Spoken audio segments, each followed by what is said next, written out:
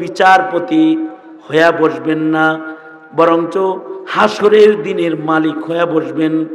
মালিকি ইয়াউমিদ্দিন, তিনি বিচার দিবসের শুধু হাকিম না, বিচারপতি না, তিনি মালিকি ইয়াউমিদ্দিন। মালিকি ইয়াউমিদ্দিন, কারণ তিনি রহমান, তিনি রহিম, তিনি মালিকি ইয়াউমিদ্দিন। বিচার দিবসের তিনি মালিক। মালিক বাদশার একটা অথরিটি, অধিকার আছে। হাকিম যদি কাউকে মৃত্যুদণ্ড দিয়ে দেয়, বাদশার অধিকার আছে, রাষ্ট্রপতির অধিকার আছে। হাকিম ফাঁসির রায় দেওয়ার পরেও বাদশাহ ইচ্ছা করলে দেশের বাসিন্দা হিসাবে তাকে মাফ করে দিতে পারে। আল্লাহ বলেন, আমি মালিক ইয়াউমিদ্দিন, আমি রহমান, আমি রহিম, আমি তোর রব, আমি তোর প্রতিপালক, আমি তোকে ভালোবাসি। আমি বিচার দিবসের মালিক। মালিক ইচ্ছা করলে এমনিও বান্দারে মাফ করতে পারে, তবে এমনি মাফ করবে না, কোনো না কোনো কারণ বের করা তো লাগবে। নেক কাজ নাই, কোনো ওসিলা তো আবিষ্কার করা লাগবে। ওয়াবতাগু ইলাইহিল ওয়াসিলা, হে বান্দা তুমি ওসিলা তালাশ করো। যদি তুমি কোনো ওসিলা বাইর করতে পারো, তাহলে আমি রহমান, আমি রহিম, আমি মালিক ইয়াউমিদ্দিন, তোমাকে আমি গোপনে মাফ করে দিব, বাহানায় মাফ করে দিব। এমনকি আল্লাহর রাসূল বলেন, ময়দানে মাহশরে দুই কালেমাওয়ালাকে আল্লাহর রাসূল বলেন, দুই কালেমাওয়ালাকে আল্লাহ তাআলা নেক আর বদি ওজন করার পরে তাদেরকে দোজখে যাইতে আদেশ করবেন। দুজন আল্লাহর হুকুমে দোজখে যাইতে থাকবে। একজন দোজখের দিকে যাবে আর ফিরা ফিরা আল্লাহর দিকে তাকাবে। আল্লাহ তাআলা বলবে, জাহান্নামে যাইতে বলছি, ফিরা ফিরা আমার দিকে তাকাস কেন রে বান্দা? বান্দা বলবে, আল্লাহ, আলেমদের মুখে বেতুয়া মাদ্রাসায় শুনেছি তুমি রহমান, তুমি রহিম, তুমি মালিক ইয়াউমিদ্দিন, সাবাকাত রহমতি গজবি। ওগো আল্লাহ, তুমি না বলেছো তোমার রহমত নাকি তোমার রাগের চাইতে বেশি, তোমার মায়া তোমার গুসার চাইতে বেশি। যাই দোজখে যাই, কিন্তু ফিরা ফিরা বারবার তোমার দিকে তাকাই। যদি আবার তোমার রাগ কইমা যদি তুমি আমার রহমত দাও, আমারে যদি মাফ করো, তোমার মাপটা পাওয়ার আশায় বারবার ফিরা ফিরা তোমার দিকে তাকাই। আল্লাহ তাআলা বলবেন, বান্দারে কোনো নেকি তোর নাই, কিন্তু আমার রহমতের উপরে একটা ঈমান তো তোর আছে। এই কারণে এটাকে আজকে আমি ওসিলা বানাইলাম, যা জাহান্নাম মাফ করে দিলাম, সোজা তোকে বিনা হিসাব জান্নাত দিলাম। এই দুইজনের ভিতরে আরেকজন, সে পিছনে তাকাবে না, দোজখের দিকে যাইতে থাকবে, দোজখের গেটের কাছে চলে যাবে। এবার ধাক্কা দিলে বান্দা দোজখে পড়ে যাবে। কিন্তু আল্লাহ তাআলা রহমান রহিম, দয়ালু মালিক আল্লাহ তাআলা পেছন থেকে বান্দাকে ডেকে বলবে, এই বান্দা আমার দিকে তাকা। ফিরিস্তাদের বলবে, আমার বান্দাকে দোজখে ফেলো না, তার সাথে আমার কথা বাকি আছে। বান্দাকে আল্লাহর সামনে হাজির করা হবে। আল্লাহ তাআলা এই বান্দাটাকে বলবে, তোর পাশের লোকটা বারবার আমার দিকে তাকাইলো, রহমত দিয়া আমি তাকে জান্নাত দিলাম, রহমতের আশা সে করলো, তোর কি আমার রহমতের উপরেও একটু ঈমান নাই? বান্দারে তাহলে দোজখের দিকে যাস কেন? বান্দা তখন বলবে, আল্লাহ, দুনিয়াতে কত আদেশ করছ, তোমার কোনো আদেশ আমি পালন করি নাই। নামাজ পড়তে বলেছ, পড়ি নাই। রোজা রাখতে বলেছ, রাখি নাই। যাকাত দিতে বলেছ, দেই নাই। সাদাকা করতে বলেছ, করি নাই। পর্দা করতে বলেছ, করি নাই। তোমার কোনো হুকুম দুনিয়াতে আমি পালন করি নাই। ওগো আল্লাহ, আজকে বিচার দিবসে তুমি আমাকে একটা হুকুম করেছো, বান্দা দোজখে যাও। ওগো আল্লাহ, আজকের এই হুকুমটাও যদি পালন না করি, তোমার বান্দা হওয়ার মতো কোনো দলিল প্রমাণ তো আমার কাছে থাকে না। কমাস কম আজকের হুকুমটা পালন করে তোমার বান্দা হওয়ার মেহনত আমি করেছি, তাই দোজখের দিকে যাইতেছি। আল্লাহ তাআলা বলবে, বান্দা দুনিয়াতে হুকুম না মানলে হাসরের মাঠে আজকে তো হুকুম মানছস। সাবাকাত রহমতি আলা গজবি, যা আমার গুসা কইমা গেছে, তোর উপরে দয়া আইসা গেছে, আমি তোকেও তোর জীবনের গুনাহ মাফ করে জান্নাত দিয়ে দিলাম। এটাই যদি হয় আল্লাহর দয়া পাওয়ার বাহানা, তাহলে আমি এটা বিশ্বাস করি, জমিনে যে সকল আলেমদের বয়ান আপনারা বসে বসে শোনেন, নবী তো আর পাইবেন না, নবীর ওয়াজ শুনতে পারবেন না, সাহাবী পাবেন না, সাহাবীর বয়ান শুনতে পারবেন না, নবীর কণ্ঠের তিলাওয়াত শুনতে পারবেন না, সাহাবায়ে কেরামের কণ্ঠের তিলাওয়াত শুনতে পারবেন না। আলেমদের তিলাওয়াত, আলেমদের মুখের কথা শুনতে যারা বসে থাকেন, আমি তো মনে করি আল্লাহর ইলান সাবাকাত রহমতি আলা গজবি, এটাও যদি আল্লাহ তাআলা কবুল করেন, মুমকিন হতে পারে এইটাকে উসিলা করেই আল্লাহ বলবেন, আজকে তোকে হাসিনার লগে দোজখে দিতে চাই না, ইনু শাহরিয়ারের সাথে দিতে চাই না, কাদিয়ানিয়ার নাফরমান নাস্তিকের লগে তোকে হাসরে দাঁড় করাইতে চাই না। যা, তোকে আল্লামা আজিজুল হকের সাথে জান্নাত দিলাম, যা তোকে আহমদ শফির সাথে জান্নাত দিলাম, যা তোকে মুফতি আমিনীর সাথে জান্নাত দিলাম, যা তোর আলেম ভক্ত আলেমদের লগে তো করে মাফ করে জান্নাত দিয়ে দিলাম। এই আখেরি জমানায় যখন দিনকে মিটিয়ে দেওয়ার জন্য সরকারিভাবে আয়োজন, 16 বছর পর্যন্ত আওয়ামী লীগ এই দেশ থেকে ইসলাম তারাইবার মেহনত করেছে, অথচ তার নেতাদের নেত্রীদের, আওয়ামী লীগের ইউনিয়নের একটা নেতাও যদি কোনো মাহফিলে আসছে, হেও আয় আধা ঘন্টা ওয়াজ করছে, কিন্তু দুঃখজনক বিষয় হলো তার ওয়াজগুলা কোরআন হাদিস বা আল্লাহ রসুলের ওয়াজ ছিল না।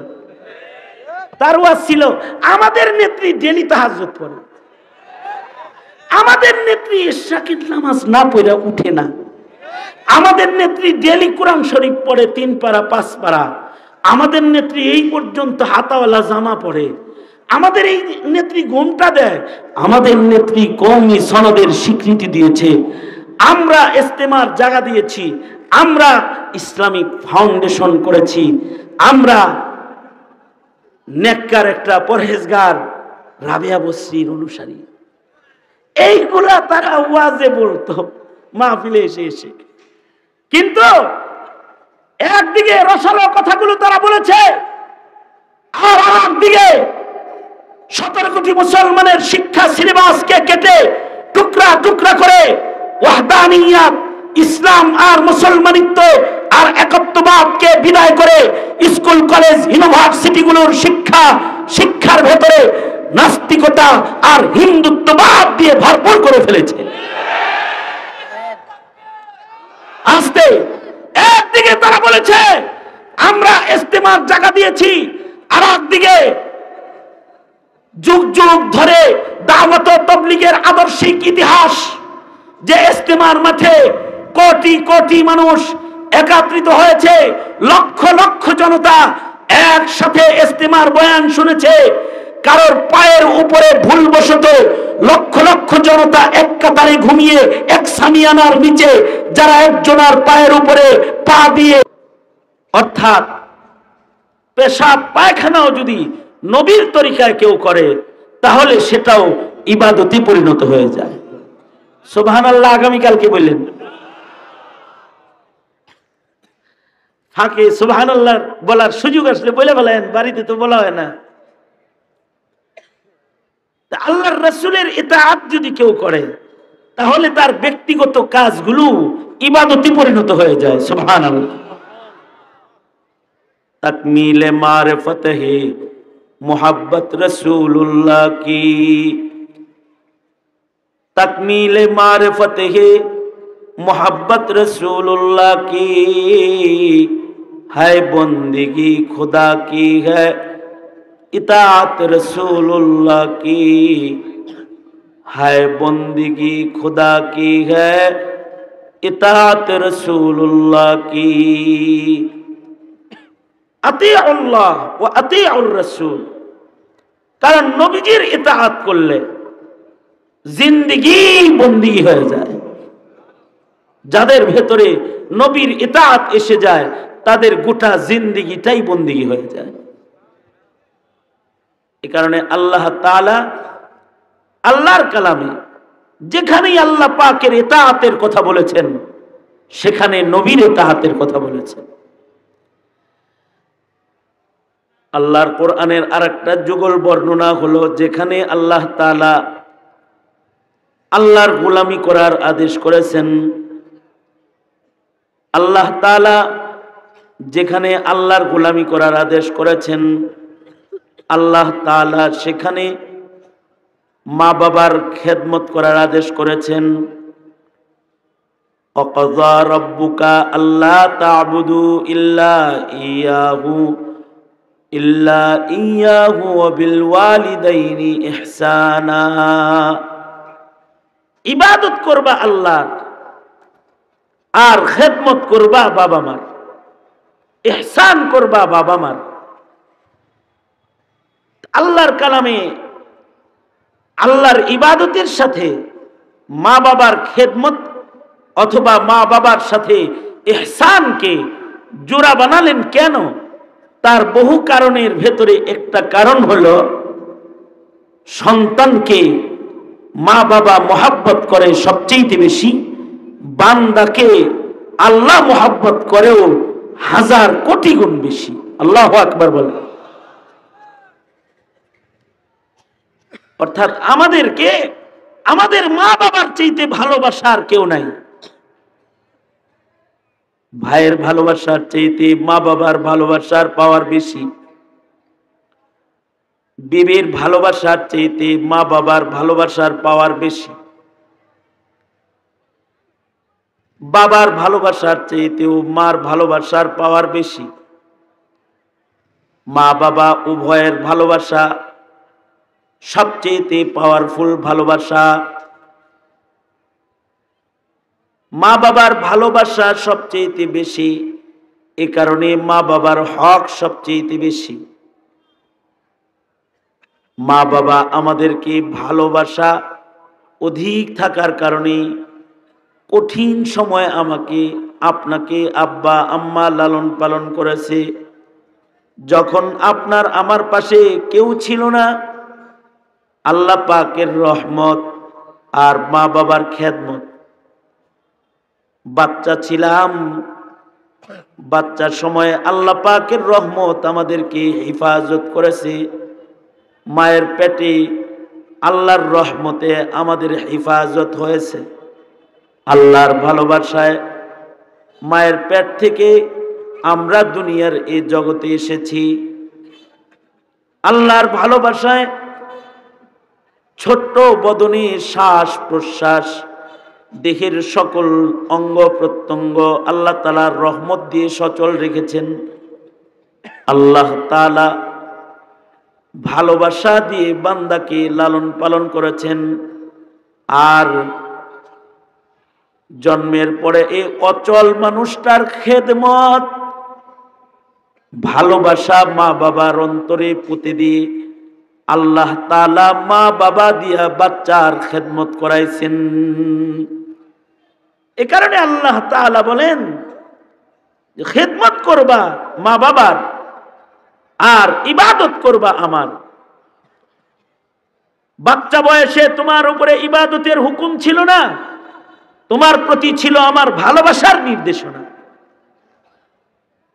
যখন বালেগ হইছো, এবার তুমি মুকাল্লাফ, তোমার উপরে আমার ইবাদত ফরজ। তুমি যতদিন ইবাদত করার ব্যাপারে অযোগ্য ছিলে, দুর্বল ছিলে, তখন দুইজন তোমাকে ভালোবাসা দিয়ে তোমার খেদমত করেছে। এবার তুমি তাদের খেদমত করো। ইবাদত করবা আমি আল্লাহর, আর খেদমত করবা মা বাবার। আশ্চর্য বিষয় হলো হাদিস শরীফের ভেতরে আল্লাহর নবী আল্লাহর ভালোবাসাটা আমাদের জন্য কেমন, এইটা বুঝার জন্য নবীজি বারবার মায়ের ভালোবাসা, বাবার ভালোবাসাকে উপমা হিসেবে পেশ করেছেন। বুখারী শরীফে আছে, এক গাজওয়া থেকে সাহাবায়ে কেরাম কিছু কাফেরকে বন্দী করে নিয়ে এসেছে। যাদেরকে বন্দী করে এনেছে তাদের ভেতরে কিছু মহিলাও আছে। যে মহিলাগুলা গ্রেফতার হয়েছে, এই মহিলাদের ভেতরে একটা মহিলা এমন আছে যে তার বাচ্চা তালাশ করতেছে, অর্থাৎ তার দুধের বাচ্চা, শিশু বাচ্চা যুদ্ধের ময়দানে সে হারিয়ে ফেলেছে। সাহাবায়ে কেরাম যখন মহিলাদেরকে বন্দী করে রেখেছে, হঠাৎ করে এই মা মহিলাটা যুদ্ধের ময়দানে তার বাচ্চাকে দেখতে পেয়েছে। আর মা তার বাচ্চা দেখার সাথে সাথে পাগলের মতো বাচ্চার দিকে দৌড় দিয়েছে, বাচ্চাটাকে বুকে নিয়েছে, নিজের স্তনের দুধ বাচ্চাকে পান করাইছে। মা যে নিজে বন্দী এ কথা মা ভুলে গেছে। সন্তান পেয়ে সন্তানকে আদর যত্ন করে খানা খাওয়াচ্ছে, বুকে লইতেছে, আদর করতেছে। সাহাবায়ে কেরাম সন্তানের প্রতি মার আবেগপূর্ণ ভালোবাসা, সাহাবায়ে কেরাম নজর করে তাকায় তাকায় দেখতেছে। আল্লাহর রাসূল সাল্লাল্লাহু আলাইহি ওয়াসাল্লাম নিজেও মায়ের ভালোবাসা দেখতেছে। এক পর্যায়ে আল্লাহর রাসূল বললেন, সাহাবীরা, এ মায়ের তার বাচ্চার প্রতি ভালোবাসা যতগুণ আছে, মা তার সন্তানকে যতটুকুন আবেগ দিয়ে ভালোবাসে, তার চাইতে কোটি কোটি গুণ বেশি আবেগ আর ভালোবাসা আল্লাহর পক্ষ থেকে তার বান্দার উপরে আছে। মায়ের ভালোবাসা সন্তানের জন্য আর কেমন, তার চাইতে আল্লাহর ভালোবাসা বান্দার জন্য কোটি কোটি গুণ বেশি। আল্লাহর রাসূল সাল্লাল্লাহু আলাইহি ওয়াসাল্লাম একবার সাহাবায়ে কেরাম নবীজির সাথে চলছেন। এক সাহাবীর মাথার উপরে পাখি কিচির মিচির করতেছে। আল্লাহর রাসূল সাহাবীদেরকে বললেন, এই সাহাবীরা, তোমাদের মধ্যে কেউ কি এই যে পাখিটা মাথার উপরে উঠতেছে, মা পাখি, এর বাচ্চা কি কেউ এনেছো? যেই সাহাবী পাখির বাচ্চা চুরি করছে, সে বলে, আনা ইয়া রাসূলুল্লাহ, ওগো আল্লাহর নবী, আমি আছি, আমি এই মা পাখির বাচ্চাকে বাসার থেকে নিয়ে আসছি, কারণ পাখির কিচির মিচির আওয়াজ আমার পছন্দ। আল্লাহর রাসূল বললেন, এই সাহাবী, মায়ের হৃদয়ে আল্লাহ তাআলা বাচ্চার মোহাব্বত দান করেছেন, তুমি তার বাচ্চাগুলাকে নিয়ে এসেছো, তার মায়ের কষ্ট হইতাছে, দেখো না, যাও, মাকে বাচ্চা বিচ্ছিন্ন করে তুমি কষ্ট দিবা না, কারণ মায়ের হৃদয়ে বাচ্চার মোহাব্বত আল্লাহ তাআলা দান করেছেন। যাও, তুমি এ মায়ের বাচ্চাগুলাকে ফেরত দিয়ে আসো। সাহাবী সাথে সাথে পাখির বাচ্চাগুলাকে তার মায়ের কাছে ফেরত দিয়ে দিল, চাদরটা সরায় দিল। মা এসে বাচ্চাগুলার উপরে সুন্দর করে ডানা মেলে বসে গেল আর নীরব হয়ে গেল। আল্লাহর রাসূল বলেন, সাহাবীরা, দেখছ বাচ্চা কাছে পাওয়ার পরে তার মা কত শান্তি পেয়েছে। তোমাদেরকে আল্লাহ তাআলা কাছে পেলে তার চাইতে হাজার কোটি গুণ বেশি শান্তি পাবে। মুহাদ্দিসিন বলেন, বান্দা আল্লাহর কাছে যাবে কেমনি?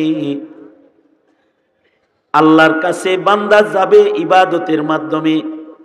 ঈমানের মাধ্যমে, ইবাদতের মাধ্যমে বান্দার রবের কাছে যখন চলে যাবে, মা বাচ্চা পায়া যতটুকুন সন্তুষ্ট, আল্লাহ তাআলা তার বান্দারে পাইলে তার চেয়ে বেশি সন্তুষ্ট হয়ে যায়। আল্লাহর রাসূল আরেক হাদিসে এভাবে মায়ের ভালোবাসা দিয়ে আল্লাহর ভালোবাসা বুঝালেন। সাহাবায়ে কেরাম একবার যুদ্ধের ময়দান থেকে, এক গাজওয়া থেকে ফেরত আসতেছেন। আল্লাহর রাসূল নিজে সাথে আছেন। হঠাৎ করে দেখলেন এক মহল্লার পাশ দিয়ে সাহাবায়ে কেরাম অতিক্রম করছেন। হঠাৎ করে দেখলেন যে এই মহল্লার একটা মহিলা চুলা জ্বালাইছে, রান্না করতেছে। এই যুগের চুলা না তো, এই যুগের চুলা তো ডিজিটাল চুলা, আগুন ছড়ায় না। এমনকি লাকড়ির চুলাকেও মানুষ এখন ইঞ্জিনিয়ার দিয়ে বানায়, যেন তার থেকে ধোঁয়া না ছড়ায়, যেন চুলার আগুন বাইরে চলে না আসে। ডিজিটাল চুলা এখন আমাদের বিভিন্ন মাদ্রাসাগুলোতে লাকড়ির চুলাও ইঞ্জিনিয়ার দিয়ে বানানো হয়। লাকড়ির চুলা। এই এই এই এই দরবেশ, এই আমি আপনাকে দেখতেছি, আমি অন্ধ হুজুর না, কিন্তু লাগাইছেন মনে মনে ভাবতেছেন হুজুর এটা তাকবীর দেব, তাকবীর দিব, চলে যাও, কি কয় এগুলো?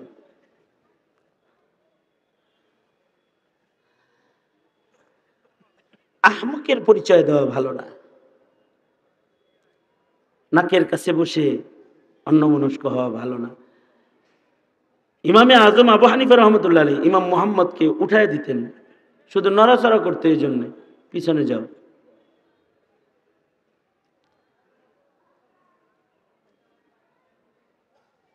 এখনকার চুলা, আমাদের মাদ্রাসাগুলোতে যে চুলা বানায় লাকড়ির চুলা, এটা ইঞ্জিনিয়ার দিয়ে বানায়।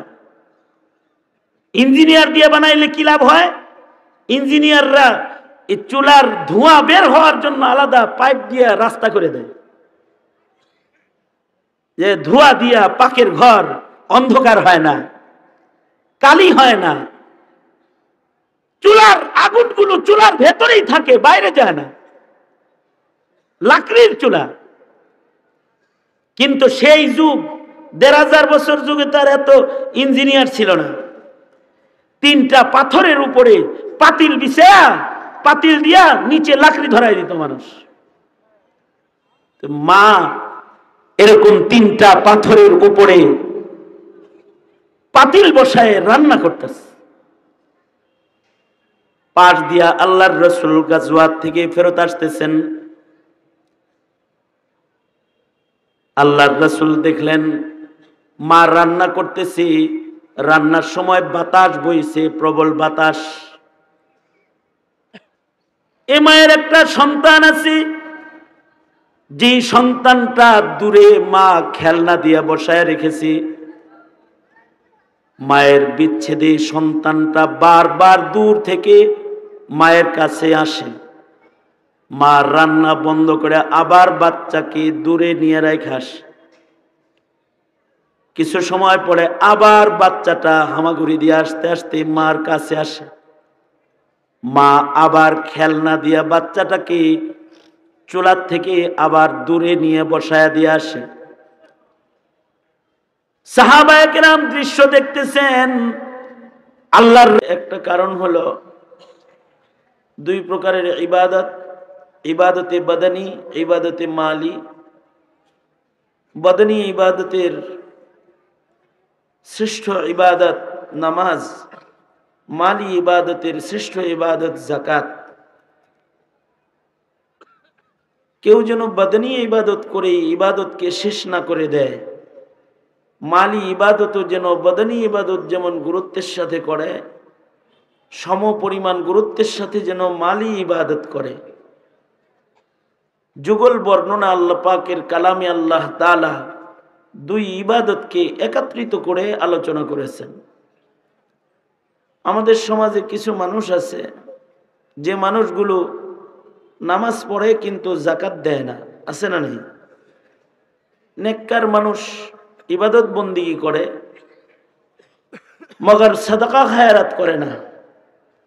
এমনকি তার ভেতরে বখিলামি এত বেশি যে কোনো সময় টাকা পকেটে নিয়ে বাজারেও যায় না। যদি কিছু কিনা খাইতে হয়,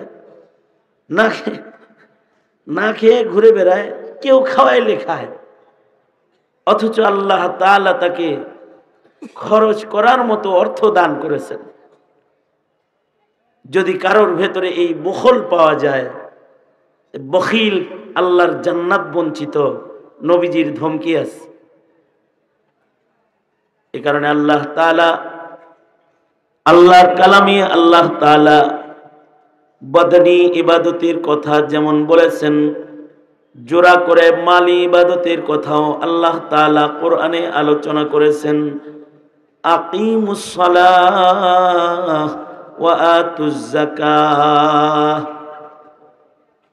আল্লাহর কালামের আরেকটা যুগল বর্ণনা, এই ভাই তাড়াতাড়ি